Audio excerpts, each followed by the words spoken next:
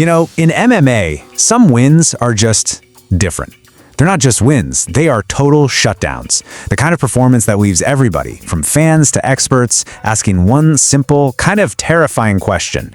How do you even begin to stop that? Well, today, we're gonna break down one of those fights, a true masterclass in grappling. So this was the story going into UFC 326. It's that classic tale, right? The one that this sport is built on. The tough, seasoned veteran squaring off against the young, hungry prodigy who's looking to make a name for himself. And this fight, it absolutely delivered on that story, just maybe not in the way anyone saw coming. All right, let's really dig into this clash of eras. Because on one side, you've got the new blood, just raw, unbelievable talent. And on the other, you have a guy who's been through the wars, a real battle-tested veteran. They were on a collision course, and something was about to break. So on one side of the cage, you have Raul Rosas Jr. I mean, this is the kid who made history, earning a UFC contract at just 17 years old. He is just a whirlwind of pure potential. And then, on the other side, you've got Rob Font. This guy is the real deal, an established name, a dangerous striker, and for Rosas Jr., he was a huge step up. This was meant to be the biggest test of his entire young career. Okay, so the bell rings, and right away, the strategies are crystal clear. There was no feeling out process, none of that. Both guys knew exactly what the other wanted to do. And believe me, the entire story of this fight was written in those first few seconds. Just look at Font's stance from the jump. He's low, he's wide, he's heavy on his feet. His whole body is just screaming, "You are not taking me down." They trade a few punches and kicks, but then it happens, the inevitable. Rosas Jr. shoots in, grabs a single leg, and just drives Font to the canvas. The game was on, and it was being played entirely by Rosas Jr.'s rules. And this right here, this quote perfectly captures the suffocating control that just took over the fight. This wasn't just about getting one takedown. Every single time Font would fight and scramble his way back up, Rosas Jr. was just glued to him, using this tight body lock, basically wrapping him up like a boa constrictor to just dump him right back on the mat, again and again. Honestly, it was exhausting just to watch. And you gotta understand, that first round, that wasn't just a fluke. No way.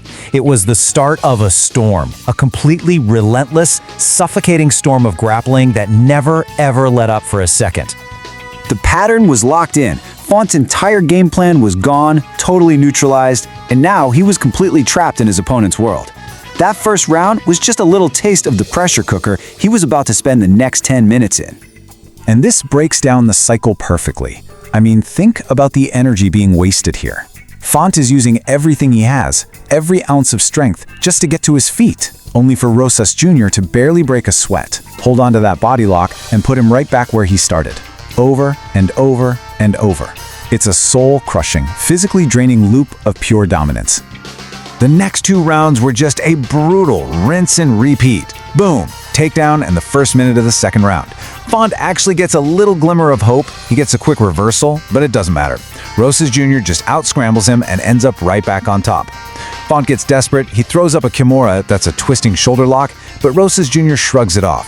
By the third round, man, you can just see it. That defensive stance has completely gassed Font's legs. He tries to sprawl back to defend another takedown, but he's just a step too slow. And down he goes again. There was absolutely no escape. So after 15 minutes of this absolute grappling clinic, we finally get to the verdict. And the numbers? Well, the numbers tell a story that's almost hard to wrap your head around. 16! Just let that number sink in for a second. 16 successful takedowns in a 3-round UFC fight against a top-tier veteran. 16! It's insane. Now, for anyone who might be newer to the sport, let's put that into perspective. A takedown is, getting the other guy off his feet and onto the ground. In a really competitive fight, if a guy lands 3, maybe 4 takedowns, that's considered a great night's work. Rosas Jr. landed 16 of them. It is just a staggering, mind-blowing level of superiority. And the official result? Well, no surprises there. A unanimous decision for Rosas Jr. And those scores? 30-27 across the board. In MMA's scoring system, that means every single judge thought Rosas Jr. dominated every single round. It is a clean sweep. It doesn't get any more one-sided than that. But what did the young prodigy himself have to say? This is the best part. He admitted he actually came into the fight looking for a knockout. But then, he said, the grappling was just too easy.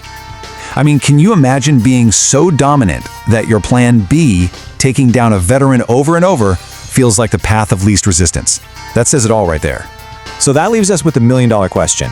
When a young fighter puts on a show that is this overwhelming, this specialized, and this purely dominant against the guy we know is legit, you just have to wonder, what's the answer? What's the blueprint to stop this relentless takedown storm? Because right now it sure doesn't seem like anyone has it.